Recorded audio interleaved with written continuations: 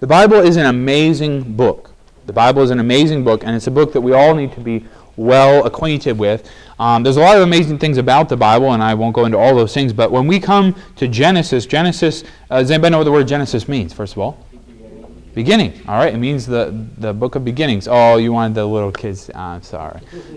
What does the book Genesis mean? It means the book of beginnings, all right? And so in Genesis, you have a huge amount of history in Genesis. And the first 11 chapters, you have over 2,000 years of history, probably more than 2,000 years. Just summarized. There's not a lot of detail given, but you have creation, you have the flood, several high points. And when you get to Genesis 12, you have the introduction of a very, very, very important man named Joseph. Abraham. That's all right. We're getting to Joseph. That's okay. Joseph is connected to Abraham. That's where we're leading up to it. No problem. So you got Abraham here, and Abraham is very important because he left his land. He followed after God, and the Jews look back to Abraham, Muslims look back to Abraham, and of course, as believers, we look to the Scripture and we find Abraham as well. And Abraham here has left his land, and he's gone to a special land that God has given him, and God also says He'll give him a blessing and a people, meaning a nation that will come out of him. So you have Abraham, and remember Abraham had to last a long time, and finally at age 100 he had his firstborn son, right? And so his son was named Isaac. So you have Abraham, you have Isaac, and Isaac eventually got married. He had twins. Remember? Isaac had twins. And his twins were who? Jacob and Esau. So Isaac's twins are Jacob and Esau, and the dad of Joseph was Jacob. Joseph's dad was Jacob. And so he is entering into this family, and he is entering into this situation, and we're going to look at the context of how this has all happened a little bit in Genesis 29. Now, earlier in Jacob's life, Jacob had deceived his dad. He pretended to be his brother, and he had gotten the birth blessing, and later there, he decided he needed to head out of town because he thought his brother was going to cut his head off. And so he went back to where his dad had kind of come from, partway. His dad had left Ur and stopped in Haran. He went back to Haran, where his extended family was at. Remember, his mother came from there, right? His mother was who? Rebekah, Isaac and Rebekah. So he went to Mom's neck of the woods. And he goes there, and he finds there an uncle of his named Laban, and he begins working for Laban, and that's kind of where the story picks up, and we're going to read in verse 16 of Genesis 29, verse 16. And Laban, this is his uncle now, had 2 daughters. The name of the elder was Leah, and the name of the younger was Rachel. Leah was tender-eyed, but Rachel was beautiful and well-favored. And Jacob loved Rachel, and said, I will serve thee 7 years for Rachel, thy younger daughter. And Laban said, It is better that I give her to thee than that I should give her to another man. Abide with me. And Jacob served 7 years for Rachel. And they seemed unto him but a few days for the love he had to her. So in this day and age, it was a little different with wanting to marry someone's daughter. A, you had to get the father's permission. And B, you had to set up a payment arrangement. Ever heard of a dowry? All right. He basically said, oh, you want my girl. All right, you shall work for me for 7 years. All right. Can you imagine? Some of you young men are hoping to marry one day, 7 years of labor. Would you love a woman that much? 7 years of labor. And so he says, oh, yes, I love your daughter. I will work for 7 years. And so let's pick it up there. At verse 20, it says, And they seemed unto him but a few days for the love he had to her. So Jacob is very committed, and for 7 years he works, and he is just so awestruck and so in love that they just go by quickly. Verse 21, And Jacob said unto Laban, Give me my wife, for my days are fulfilled, that I may go in unto her. And Laban gathered together all the men of the place, and made a feast. And it came to pass in the evening that he took Leah, his daughter, and brought her to him, and he went in unto her. And Laban gave unto his daughter Leah Zilpah his maid for an handmaid. And it came to pass that in the morning, behold, it was Leah. And he said to Laban, What is this that thou hast done unto me? Did I not serve with thee for Rachel? Wherefore then hast thou beguiled me? So after the wedding night, he wakes up in the morning and realizes he got the wrong girl. He got the wrong one. Now you say, how on earth could that happen? How on earth could that happen? What was wrong with this guy? Well, there's a couple explanations. A, there was a lot of veil type stuff going on, and we can understand the concept of full body veiling, okay? So there could have been a veiled situation. He also may have been drinking alcohol at the wedding feast and had been so out of it that he didn't even pay attention to who was brought in unto him. So there's several, explanations, and in the darkness and whatever. But the point is, in the morning, he's like, hey, this is not Rachel. But the problem is the wedding's over and he's done married the girl. All right?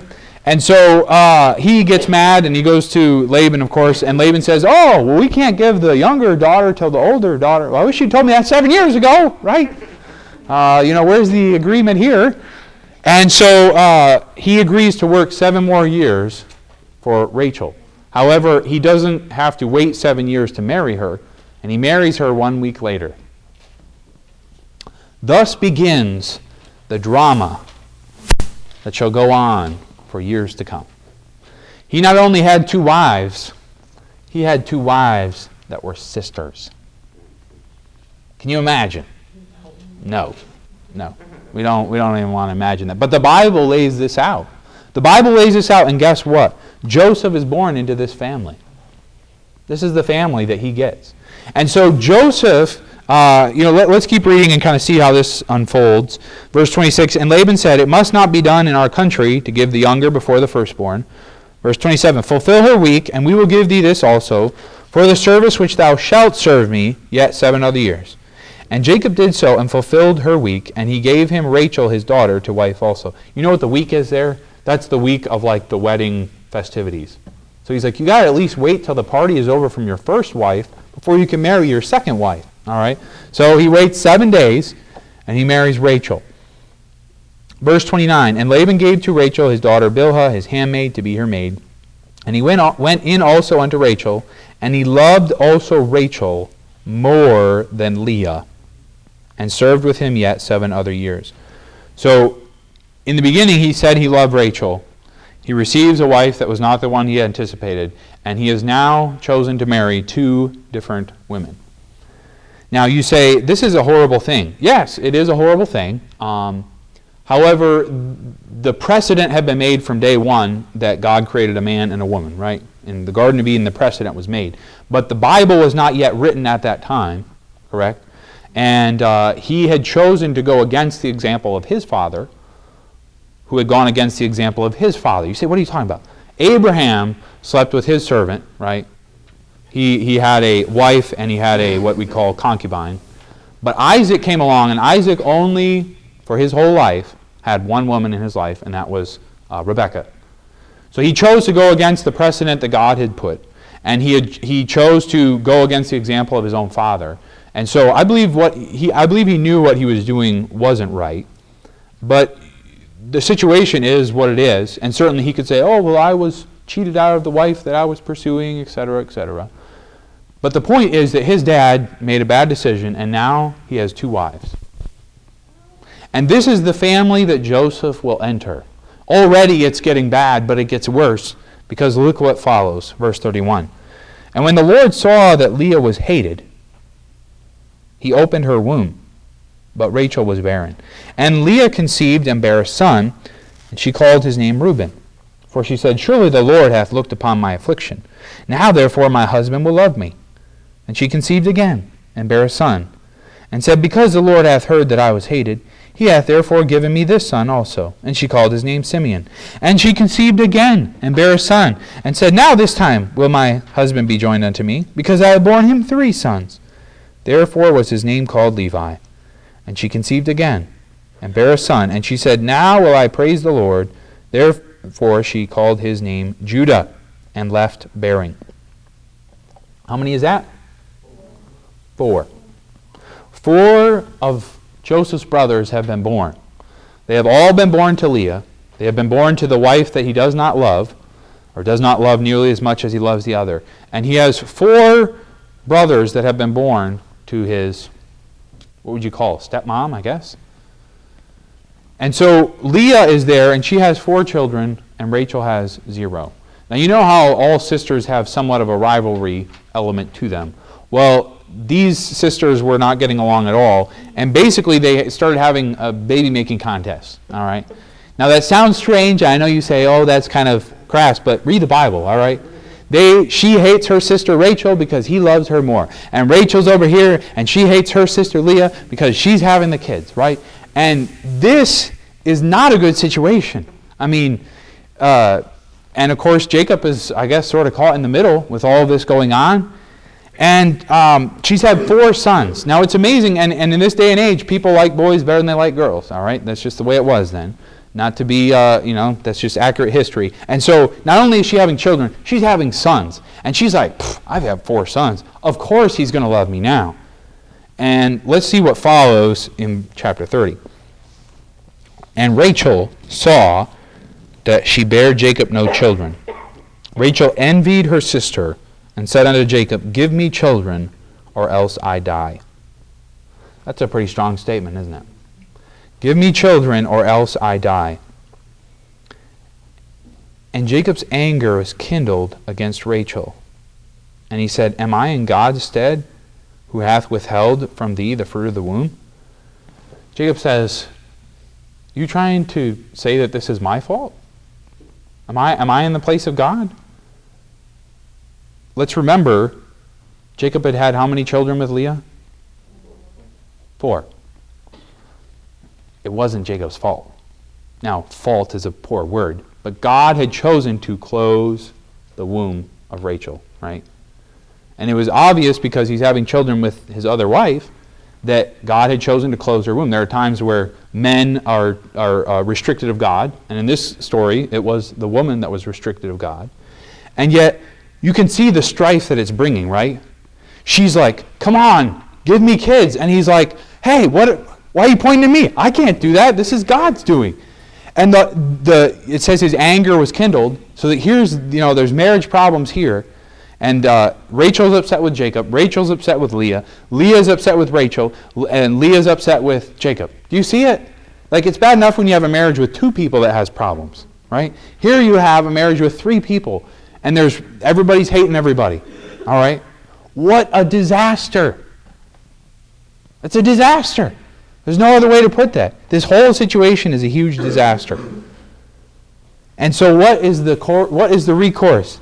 I want to go back for one moment. She said, or else I die. Did you notice that?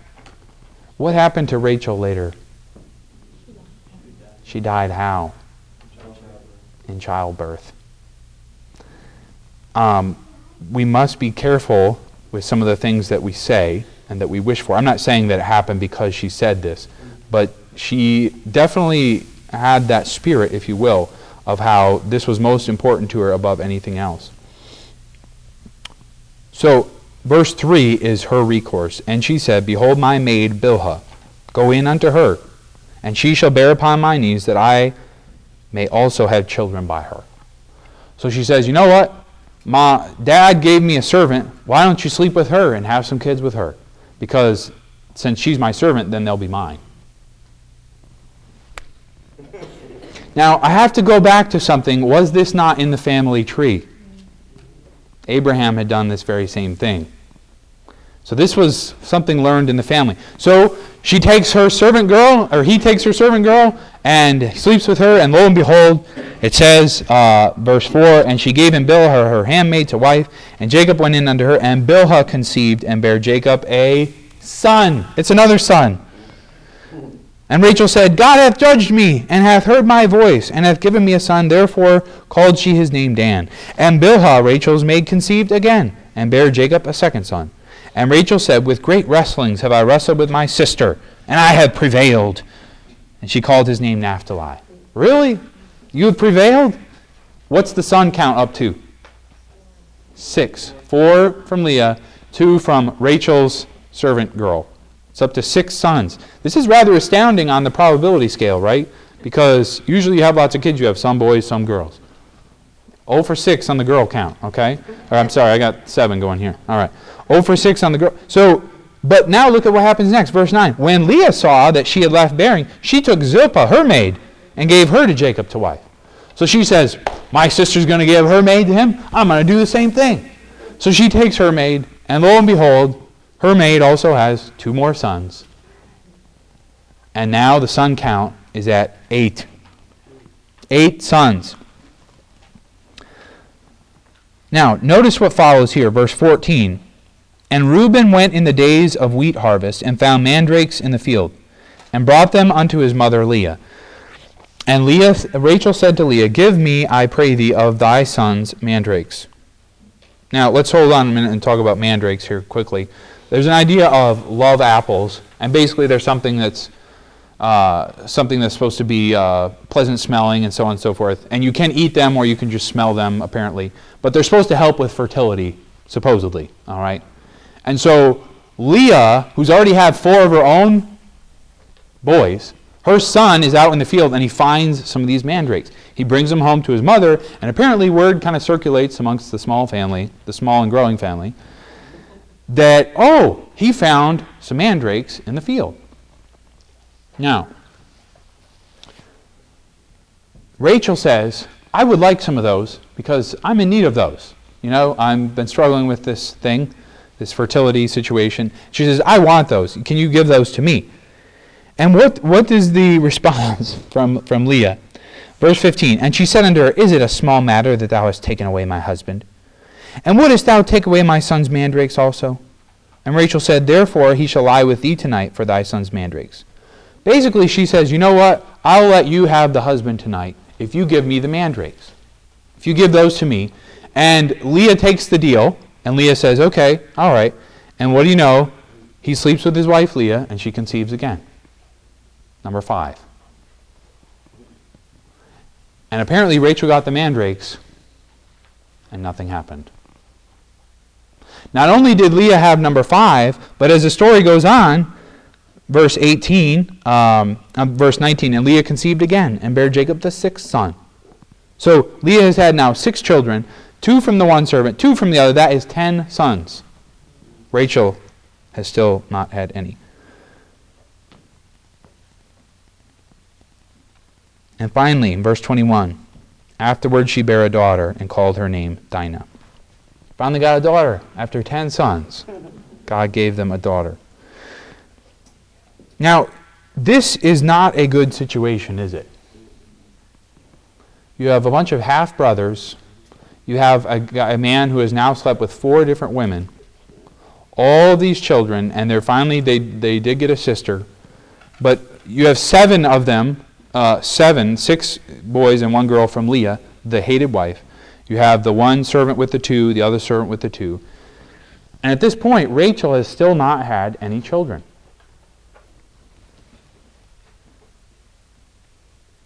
Some people would say that God was being unkind. Some people would say that God was taking vengeance out on Rachel because she was beautiful. But the Bible just says that he had closed her womb. But look at what verse 22 says. And God remembered Rachel, and God hearkened to her and opened her womb. God chose to allow her to conceive. And it's into this situation that Joseph is born. This is the scenario. And the Bible says, verse 23, And she conceived and bare a son, and said, God hath taken away my reproach. My reproach. Joseph's mother speaks of the stigma that she had. You know, in that day and time, it was kind of assumed that if you weren't having children, you weren't sleeping together. So it was almost a comment on your marriage, like there was something wrong between the husband and wife. And Rachel loved her husband, and her husband loved her. And she says, God had taken away my reproach. As we look at the time element of it, it appears that this is the end of the 7 years. The 7 years has ended when she gives birth to Joseph. So during this time, we have these other ones, and apparently, again, it's possible that it's a little longer than that because he did stay 6 more years in this place. But if you look at it and you see the different babies being born, you would have a 5-year-old or 6-year-old, no, it couldn't have been that young, a 4-year-old maybe, going out in the fields with his dad when he stumbles upon these mandrakes and so on and so forth. But the point is, in the time of 7 years, Jacob has gone from 0 children to 11 children, with 3 different women, while married to 2 and then the 2 servant women. Now, as we look at this story, we, especially in our American mindset, but even in the Old Testament mindset, even somebody that lived in this day and age would just go, oh my word, right? Oh my goodness, what a mess. And some people might think that for God to put a child into that family is not kind. That's not good. That's a bad thing. But we got to be careful about the way we view the circumstances, right? Because God, in His wisdom and in His goodness, chose to put Joseph into that family. It was the goodness of God that put Joseph there. And it was the goodness of God and the righteousness and the wisdom of God that allowed his mother to be barren for 7 years. You say, well, why does that matter? What does that have to do with anything? Well, for 7 years, she had been delayed from having children. That, of course, makes Joseph to be the younger brother, right? There's 11 people older than him, and he is number 12, and he is the youngest brother. God had that in mind for a reason, and He uses it later. We're going to see that later. God chose to make Joseph the youngest. Now, the youngest later, he does have one more brother named Benjamin. But for about 12 or 13 years, it appears he was the youngest of the whole clan. All right.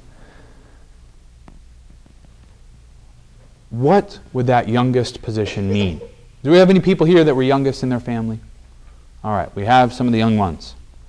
You can tell stories of how you were picked on, of how you were taken advantage of how horrible and cruel tricks were played upon you, right? And normally that's just called the pecking order of the way life works, and it's just sort of nothing. But in this story, God used it for a very specific reason, didn't He? The hatred and the animosity of those brothers was not just about, you're younger than me. The hatred and animosity of the brothers went a lot deeper, didn't it? You're born of the mother that Dad loves.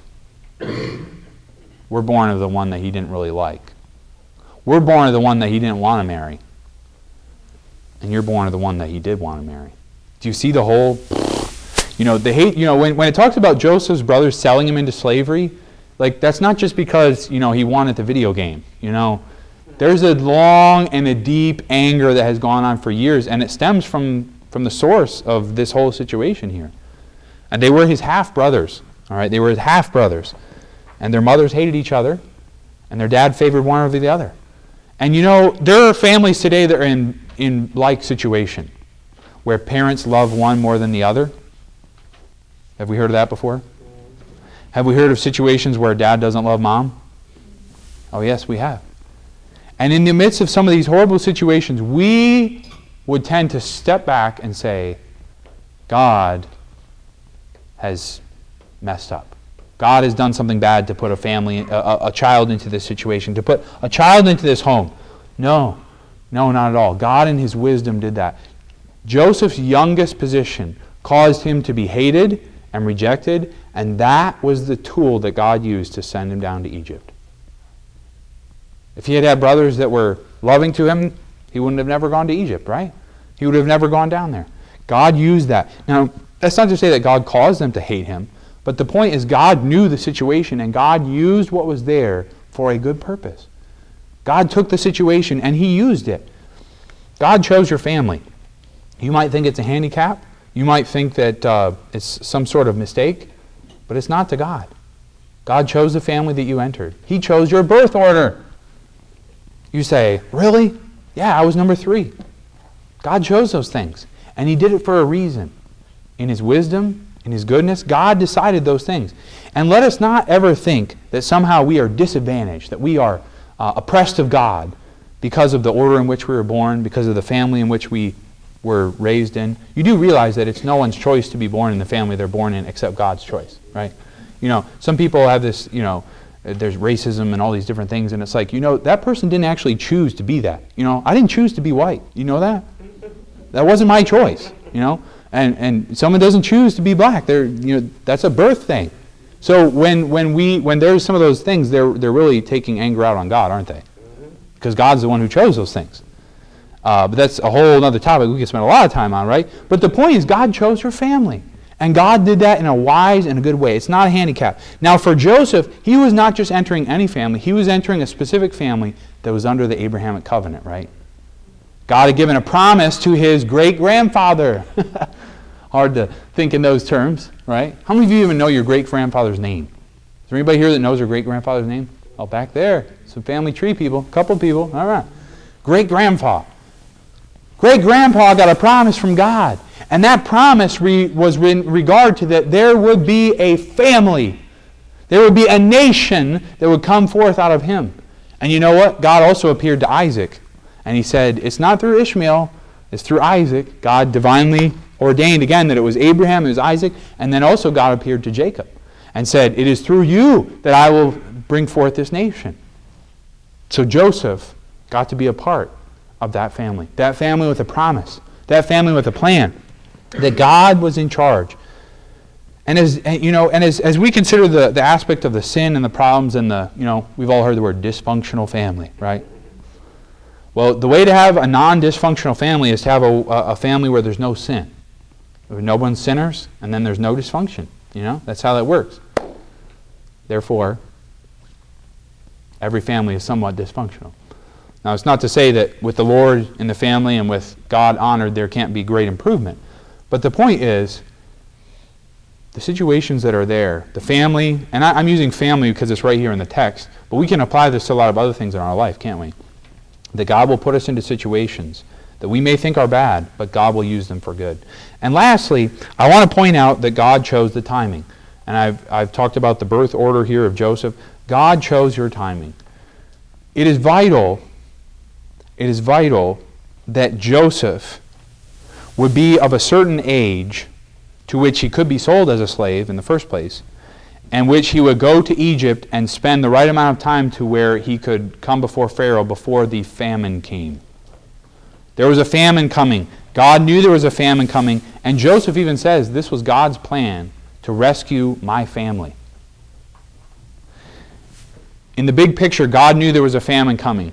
Now, let's remember something. God had made a promise to his great-grandpa Abe, right? He got a promise. And the promise was that there would be this nation. And if there's a famine that kills the whole family, that promise is broken, right? So God says, I am going to stand by my promise.